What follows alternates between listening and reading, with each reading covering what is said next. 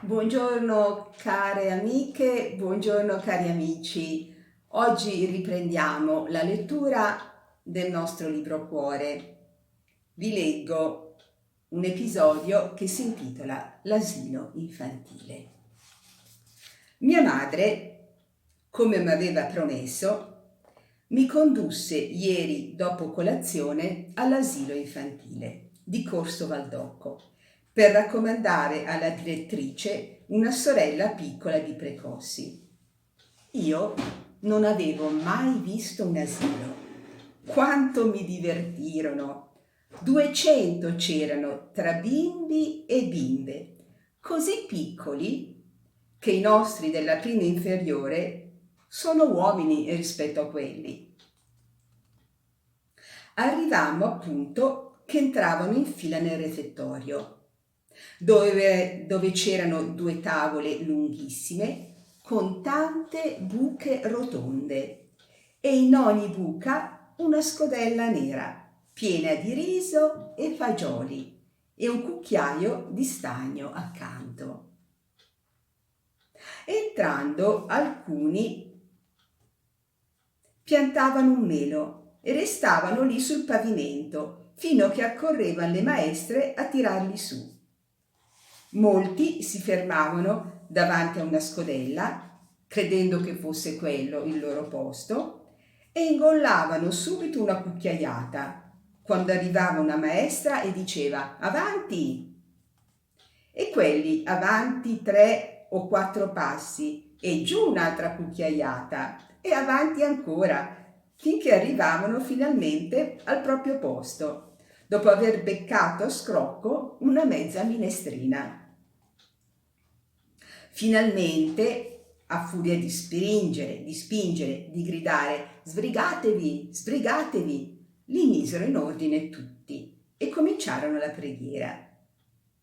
Ma tutti quelli delle file di dentro, i quali per pregare dovevano voltare la schiena alla scodella, torcevano il capo indietro per tenerla d'occhio, che nessuno ci pescasse, e poi pregavano così, con le mani giunte e con gli occhi al cielo, ma con il cuore alla pappa.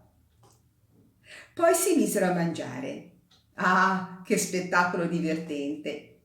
Uno mangiava con 2 cucchiai, l'altro si ingozzava con le mani. Molti levavano i fagioli uno per uno e se li ficcavano in tasca. Altri invece li rivoltavano stretti nel grembiulino e ci picchiavano su per far la pasta. Ce n'erano anche che non mangiavano per veder volare le mosche e alcuni tossivano e spandevano una pioggia di riso tutti intorno. Un pollaio pareva, ma era grazioso.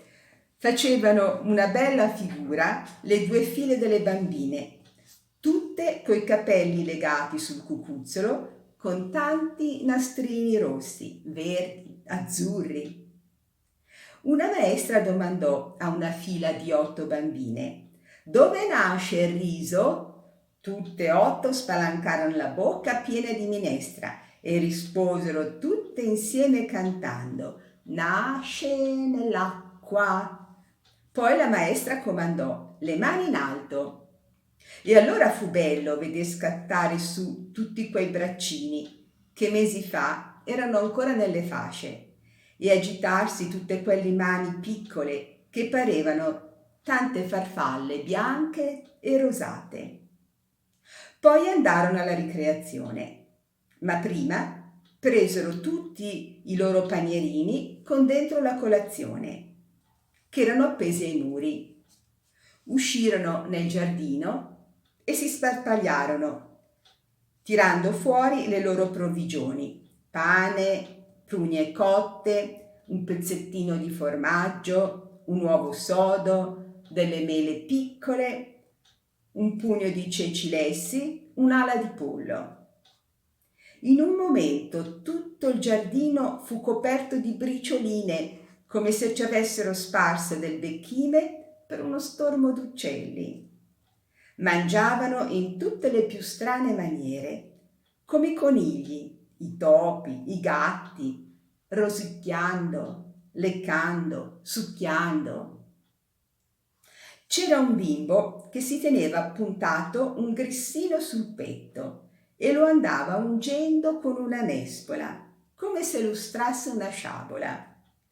Delle bambine spiaccicavano nel pugno delle formaggiole molli che colavano fra le dita come latte e filavan giù dentro le maniche, ed esse non se ne accorgevano nemmeno.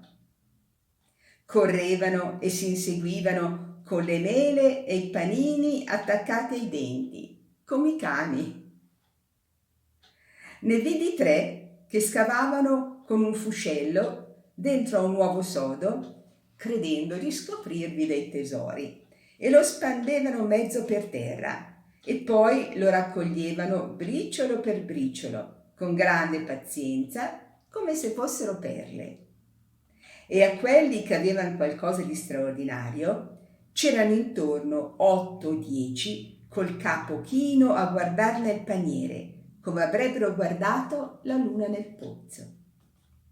Ci saranno stati 20 intorno a un batuffoletto alto così, che aveva in mano un cartoccino di zucchero, tutti a fargli cerimonie per avere il permesso di intingere il pane.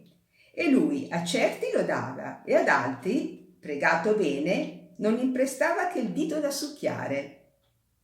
Intanto mia madre era venuta nel giardino e accarezzava or l'uno or l'altro.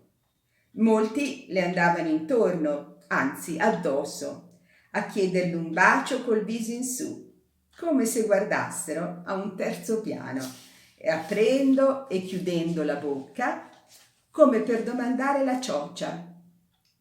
Uno le offerse uno spicchio d'arancia morsicchiato, un altro una crossina di pane, una bimba le diede una foglia, un'altra bimba le mostrò con grande serietà la punta dell'indice, dove, a guardar bene, si vedeva un gonfiettino microscopico che si era fatto il giorno prima toccando la fiammella della candela.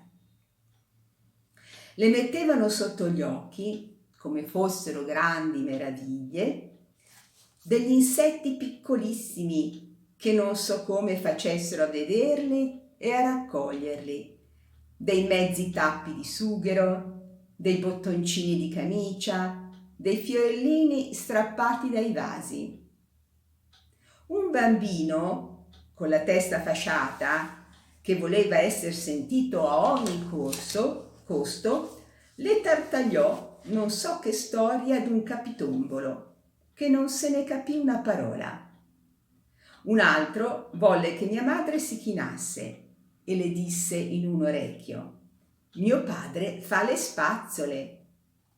E in quel frattempo accadevano qua e là 1000 disgrazie che facevano accorrere le maestre, bambine che piangevano perché non potevano disfare un nodo del fazzoletto, altre che si disputavano unghiate a strilli 2 semi di mela, un bimbo che era caduto bocconi sopra un panchettino rovesciato e si inghiozzava su quella rovina senza potersi rialzare.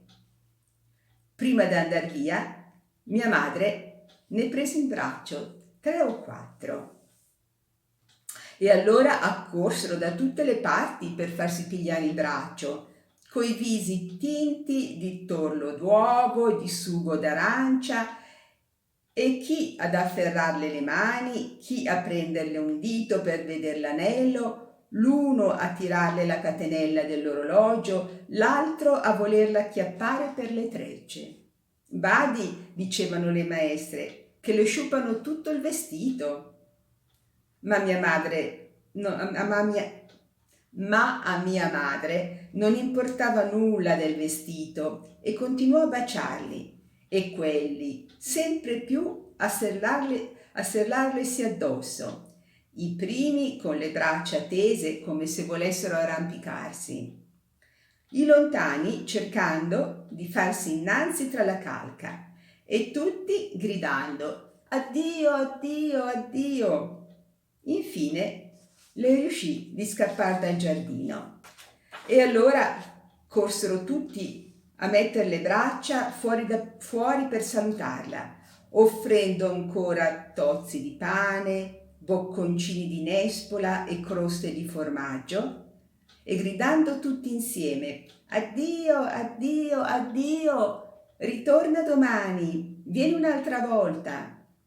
Mia madre, scappando, fece ancora scorrere una mano su quelle 100 manine tese, come sopra una ghirlanda di rose vive, e finalmente riuscì in salvo sulla strada, tutta coperta di briciole e di macchie, sgualcita e scarmigliata, con una mano piena di fiori e gli occhi gonfi di lacrime, contenta come se fosse uscita da una festa, e si sentiva ancora il vocio di dentro come un gran bisbigliare d'uccelli che dicevano: addio, addio, vieni un'altra volta, madama. Bene, divertente questo episodio. Adesso ne leggiamo un altro che si intitola Alla ginnastica. Il tempo, continuando ad essere bellissimo, ci ha fatto passare dalla ginnastica del Camerone a quella degli attrezzi in giardino. Garrone era ieri nell'ufficio del direttore, quando venne la madre di Nelli, quella signora bionda e vestita di nero, per far dispensare il figliuolo dai nuovi esercizi. Ogni parola le costava uno sforzo e parlava tenendo una mano sul capo del suo ragazzo. Egli non può, disse il direttore. Ma Nelli si mostrò così addolorato di essere escluso dagli attrezzi, d'avere quell'umiliazione di più. Vedrai, mamma, diceva, che farò come gli altri. Sua madre lo guardava in silenzio, con un'aria di pietà e di affetto. Poi osservò con esitazione: temo dei suoi compagni. Voleva dire: temo che lo burlino. Ma Nelli rispose: non mi fa nulla, e poi c'è Garrone. Mi basta che ci sia lui che non rida. E allora lo lasciarono venire. Il maestro, quello della ferita al collo, che è stato con Garibaldi, ci condusse subito alle sbarre verticali, che sono molto alte, e bisognava arrampicarsi fino in cima e mettersi ritti sull'asse trasversale. De Rossi e Coretti andarono su come Bertucce. Anche il piccolo Precossi salì svelto, benché impacciato da quel giacchettone che gli dà alle ginocchia, e per farlo ridere, mentre saliva, tutti gli ripetevano il suo intercalare: scusami, scusami. Stardi sbuffava e diventava rosso come un tacchino. Stringeva i denti che pareva un cane arrabbiato, ma anche a costo di scoppiare sarebbe arrivato in cima. E ci arrivò, infatti. E Nobis pure. E quando fu lassù, prese una posizione da imperatore. Ma Votini sdrucciolò 2 volte, nonostante il suo bel vestito nuovo a righette azzurre, fatto apposta per la ginnastica. Per salir più facilmente si erano tutti impastricciati le mani di pece greca, colofonia come la chiamano, e si sa che è quel trafficone di garoffi che la provvede a tutti in polvere, vendendola un soldo al cartoccio e guadagnandoci un pochino. Poi toccò a Garrone, che salì masticando pane come se niente fosse. E credo che sarebbe stato capace di portar su uno di noi sulle spalle, da tanto che è tarchiato e forte quel toretto. Dopo Garrone, ecco Nelli. Appena lo videro attaccarsi alle sbarre con quelle mani lunghe e sottili, molti cominciarono a ridere e a canzonare. Ma Garrone incrociò le sue grosse braccia sul petto e saettò intorno un'occhiata così espressiva, fece intendere così chiaro che avrebbe allungato subito 4 sberle anche in presenza del maestro, che tutti smisero di ridere sul momento. Nelli cominciò ad arrampicarsi. Stentava, poverino. Aveva il viso paonazzo, respirava forte, gli colava il sudore dalla fronte. Il maestro disse: «Vieni giù», ma egli no, si sforzava, s'ostinava. Io m'aspettavo, da un momento all'altro, di vederlo ruzzolare giù mezzo morto. Povero Nelli.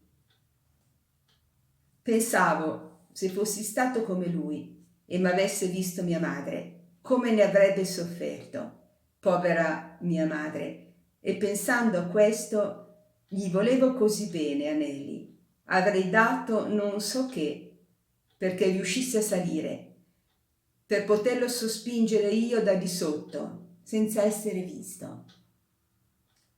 Intanto Garrone, De Rossi, Coretti dicevano: «Su, su, Nelli, forza, ancora un tratto, coraggio!» E Nelli fece ancora uno sforzo violento, emettendo un gemito, e si trovò a 2 palmi dall'asse. «Bravo!» gridarono gli altri. «Coraggio! Ancora una spinta!» Ed ecco Nelli afferrato all'asse. Tutti batterono le mani. «Bravo!» disse il maestro. «Ma ora basta, scendi pure». Ma Nelli volle salir fino in cima come gli altri e dopo un po' di stento riuscì a mettere i gomiti sull'asse, poi le ginocchia, poi i piedi. Infine si levò ritto e, ansando e sorridendo, ci guardò. Noi tornammo a battere le mani e allora egli guardò nella strada. Io mi voltai da quella parte e attraverso le piante che coprono la cancellata del giardino vidi sua madre che passeggiava sul marciapiede senza osar guardare. Nelli discese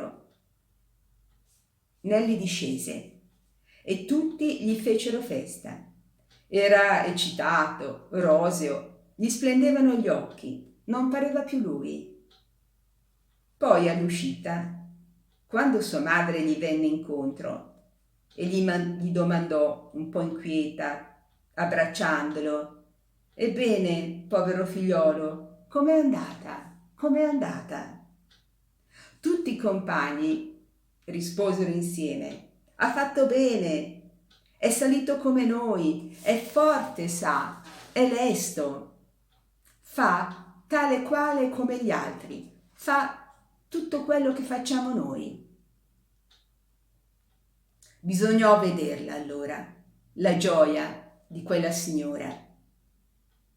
Ci volle ringraziare e non poté. Strinse la mano a 3 o 4, fece una carezza a Garrone, si portò via il figliuolo e li vedemmo per un pezzo camminare in fretta, discorrendo e gesticolando fra loro, tutte e 2 contenti, come non li aveva mai visti nessuno. Bene, per oggi la nostra lettura è terminata. Riprenderemo la lettura la settimana prossima. Vi ringrazio tanto per la vostra attenzione, spero che la lettura vi sia piaciuta. Vi auguro di passare una bella giornata, di rimanere sempre sereni, tranquilli, in pace e come sempre vi abbraccio con tanto affetto.